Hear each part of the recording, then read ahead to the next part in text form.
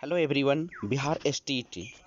तो आज मैं आपके सामने मुद्दा लेकर आया हूं कि किस आधार पर हो बहाली, एकेडमिक्स के आधार पर हो या क्वालिफाइड मार्क्स के आधार पर हो, कौन सा ज़्यादा फायदेमंद होगा।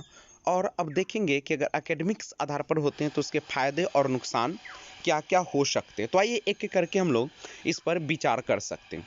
सबसे पहले मेरा जहाँ तक विचार है तो एकेडमिक्स के जगह पे अगर क्वालिफाइड मार्क्स के आधार पर बहाली हो तो सबसे बेहतर होगा, क्योंकि एकेडमिक्स जो है वह सबों ने अलग अलग बोर्ड से और अलग अलग जगहों से या प्राइवेट या गवर्नमेंट दोनों जगहों से उन्होंने मार्क्स को ऑब्टेन किया है। तो एकेडमिक्स यानी शैक्षणिक जो मार्क्स है वह वैरी करता है। जैसे सीबीएसई वाले का ले लिया जाए तो उसको बिहार बोर्ड की तुलना में बहुत ही ज़्यादा मार्क्स होते हैं। तो उस समय एकेडमिक्स आधार पर होने पर जो सीबीएसई वाले होंगे उनका तो हो जाएगा सिलेक्शन, लेकिन बिहार बोर्ड वाले का बहुत दिक्कत हो जाएगा। अब दूसरी आधार बनती है कि अगर हम जो क्वालिफाइड मार्क्स है उत्तीर्णांक के आधार पर लिया जाए तो बात कुछ बनती है, क्योंकि देखिए सबों ने अपना मेहनत किया है और सबों ने अपने योग्यता के अनुसार ही वह मार्क्स ऑब्टेन किए हैं। जिन्होंने अच्छे मेहनत की है उनका मार्क्स अच्छा है, जिन्होंने कम किया उसका थोड़ा सा कम है। तो अगर आप क्वालिफाइड मार्क्स के आधार पर करते हैं तो आपको ज़्यादा परेशानी भी नहीं होगी, इसमें धांधली होने की संभावना भी कम है और आराम से उसके आधार पर हो जाएगी। लेकिन अब वरीयता किस आधार पर दी जाएगी, एकेडमिक्स आधार पर या उत्तीर्णांक के आधार पर, ये तो बातें अलग है, क्योंकि गवर्नमेंट का जो रवैया है वो कोई साफ सुथरा नहीं है। वो बहाली के मामले में आप सभी को पता ही है कि नोटिफिकेशन में कुछ और देती है और बहाली में कुछ और करती है। तो वह क्या करती है अब तो वही जाने। लेकिन इसके फायदे और नुकसान के बारे में थोड़ा सा बात कर लीजिए। मान लीजिए कि अगर एकेडमिक्स आधार पर बहाली होती है तो इसके बहुत सारे नुकसान भी है और फायदे भी हैं। एकेडमिक्स यानी शैक्षणिक आधार पर जो आपने स्कूली शिक्षा ली है उसके आधार पर अगर बहाली प्रक्रिया को आगे बढ़ाई जाती है तो सबसे बड़ी दिक्कतें कहाँ आएगी सो बताते हैं।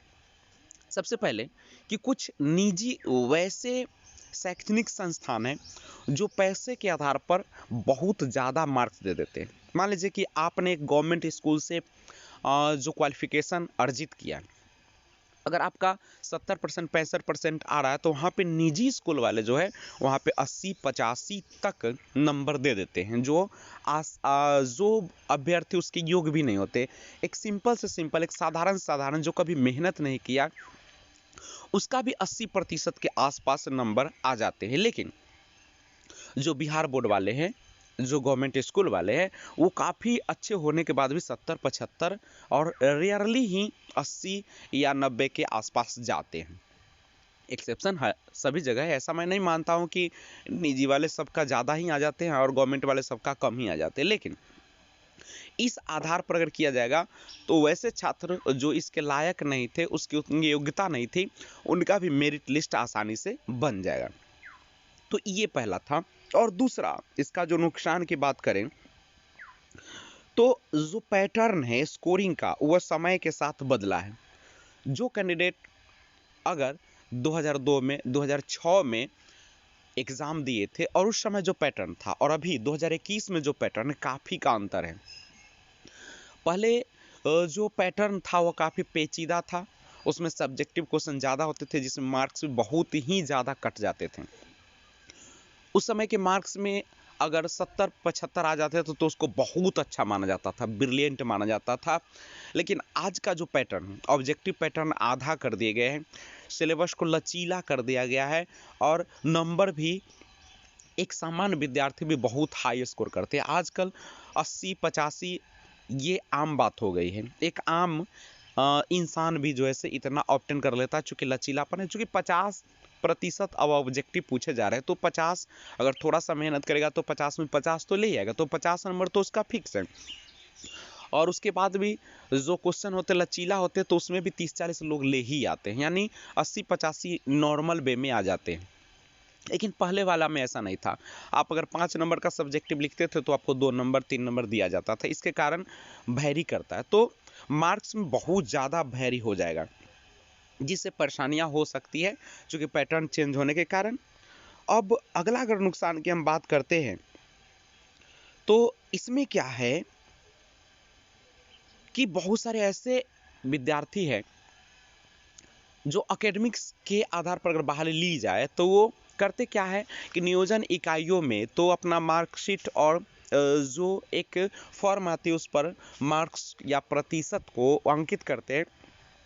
तो मान लीजिए कि उसका मार्क्स में टोटल मार्कशीट में है 70% और उसमें दिखा देते हैं 80%, और जो पटना इकाइयाँ हैं वहाँ पे जब जाती है तो केवल या फॉर्म वाला ही जाता है 80%, और उसका चुनाव हो जाता है और बाद में वो उस बोर्ड को भी मैनेज कर लेती है और वहाँ पे सिलेक्शन के बाद फिर 70% वहाँ डालकर मार्कशीट को वहाँ पे जमा कर देती है। क्योंकि नियोजन इकाई भी बहुत ज़्यादा धांधली करेगी इसमें। बहुत सारे लोगों को तो वो किसी भी आधार पर छांट देती है या फॉर्म ही जमा नहीं लेती है। तो इस प्रकार की तो फिर आपका मेरिट बनेगा कहाँ से? तो ये भी है कि फेक जो डिग्री है वो भी काफ़ी काम आ जाते हैं। उसके बाद कॉलेज और यूनिवर्सिटी के अनुसार भी वैरी करने लगता है। तो ये सारे इसके नुकसान हैं। यानी आप जब आवेदन लेते हैं तो उस समय अगर आपने मार्क्स को गलत भी डाल दिया है तो बाद में वो ठीक किया जा सकता है। बहुत सारे तरीके हैं इसके, क्योंकि आप सभी को पता है कि आजकल सारे जो काम होते हैं वो पैसे के बदौलत ही किए जा रहे हैं। और एक बिल्कुल अगर निष्पक्ष की बात करें, स्वच्छ बहाली की बात किया जाए तो ये बेईमानी से लगती है आजकल, क्योंकि ऊपर से लेकर नीचे तक सभी जो है घूसखोरी पूरी तरीके से अभी व्याप्त है। जब आप निचले स्तर पर आएंगे और जब एक एक नियोजन इकाई के बारे में आप पता करेंगे ना तो सब पता चल जाएगा। ऊपर से तो देखना बड़ी आसान लगता है। अब हमारे मुख्यमंत्री जी, शिक्षा मंत्री जी है, शिक्षा निदेशक जी है या जो भी है, उनको क्या पता है कि नीचे क्या हो रहा है? आप दूसरे सेक्टर में भी लेकर देख सकते हैं। जैसे आप जॉब कार्ड के ही ले लीजिए, ऊपर से तो सरकार जानते हैं कि सारे पैसे जो कार्ड बना हुआ उसी को मिलते हैं, लेकिन यहाँ पे क्या धांधली होता है सबको पता है। तो इसी प्रकार से वहाँ पर भी नियोजन इकाइयाँ जो है उसमें जब फॉर्म आप अप्लाई करेंगे तो बहुत सारी दिक्कतों का सामना करना पड़ेगा और बहुत सारे पैसे के बदौलत भी वो अपना कह सकते हैं कि बहाली करती है। तो इसके आधार पर मैं आपको अगर बता दूं तो इसके बहुत सारे नुकसान हैं और फायदे की अगर बात की जाए तो एकेडमिक्स आधार पर अगर होते हैं तो यह भी हो सकता है कि मान लीजिए कि किसी ने ऑनलाइन एग्जाम हुआ है, मैं मानता हूँ कि निष्पक्ष है, लेकिन जरूरी नहीं कि वो निष्पक्ष हुआ, क्योंकि अभी बहुत सारे स्कॉलर को भी बैठाकर एग्जाम दिलवा देते हैं या सेंटर मैनेज भी होती है। ये सब बातें हैं गड़बड़ी का, धांधली का। तो उसमें हो सकता है कि बहुत सारे लोग जो है 120 107 या 130 तक भी नंबर ऑब्टेन किए होंगे तो उनका अच्छे जगह पे उनका नियुक्ति हो जाएगी। तो ऐसा भी गड़बड़ी होने का एक समस्या है। अब क्या किया जाए, एकेडमिक्स आधार पर लिया जाए या उत्तीर्णांक के आधार पर, ये तो सबका अपना अपना विचार है, लेकिन गवर्नमेंट तो वही करेगी जो उसकी मंशा होगी। लेकिन मुझे जहाँ तक लगता है कि अगर बिहार सरकार जो है, शिक्षा विभाग जो है, वह अगर सही से अगर बहाल करना चाहती है तो चूंकि पात्रता परीक्षा उन्होंने कहा भी है कि हमने उतना ही कैंडिडेट को सफल किया है जितना हमारे पास पद मौजूद थे। तो इसका तो ऑफ कोर्स यही मतलब बनता है कि किसी भी विद्यार्थी को जो क्वालिफाई कर गए उसको अब चिंता करने की जरूरत नहीं, क्योंकि नियुक्ति अब सबको होगी, आज न कल सबको नियुक्ति दी जाएगी, क्योंकि उतने ही कैंडिडेट क्वालिफाइड है जितने पद सृजित किए गए थे। तो अब किसी भी प्रकार की चिंता और बेरोजगारी का डर नहीं है, उस सबको बहाली होगा। जो भी सफल हुए वो निश्चिंत रहे, उन सब का बहाली किया जाएगा। अब वो एकेडमिक्स आधार पर करती है कि पात्रता परीक्षा के उत्तीर्णांक के आधार पर करती है, तो उनका ही मंशा बताएगा। लेकिन मुझे लगता है कि अगर पात्रता उत्तीर्णांक है उसके आधार पर किया जाए तो बहुत आसानी हो जाएगी, क्योंकि बच्चों ने जो मेहनत किया है उसी के आधार पर किया है। और पहले वाली अब बात भी नहीं है कि आपको इतना नंबर लाएंगे तो इतना परसेंट आपको दे दिया जाएगा। बोनस में 2% दिया जाता था, 4% दिया जाता था, ये भी बात इस बार नहीं है। तो उसमें इसका कोई मतलब ही नहीं रह जाता है कि आपने पात्रता परीक्षा में कितना मार्क्स ऑब्टेन किए। तो अब यही बातें हैं कि पात्रता परीक्षा के उत्तीर्णांक के आधार पर ही इसका अगर बहाली कर दिया जाए तो बहुत अच्छा रहेगा। और ये फ़ायदेमंद भी होगा। इसमें किसी भी प्रकार की गड़बड़ी की समस्या भी नहीं होगी। और जहाँ तक एकेडमिक्स जो एग्ज़ाम का जो मार्क्स है उसका परसेंटेज भी बढ़ाने का मौका नहीं मिलेगा। और सभी इकाइयों में यानी आवेदन जब आप एक जगह करेंगे, चूँकि अब तो सभी इकाइयों में जाना भी नहीं, आप एक बार आवेदन करेंगे ऑनलाइन और सारे जो है से पात्रता प्रतिशत के आधार पर आपको नियुक्ति पत्र दे दिए जाएंगे, आपको बहाल कर दिए जाएंगे। तो इसके आधार पर मैं अब यही बताना चाहता हूँ कि दोनों को देखिए, दोनों में फ़ायदे और नुकसान तो है, लेकिन अब नोटिफिकेशन में तो एकेडमिक्स के आधार पर शायद दिया है, लेकिन अब सरकार क्या करती है इस पर आगे हम लोग विचार करेंगे। लेकिन हम लोग को अब चिंतित होने की कोई ज़रूरत नहीं है, सबको बहाली होगा, एक साथ बहाली होगा। और अब हम लोगों को निश्चिंत रहने की बिल्कुल ज़रूरत है।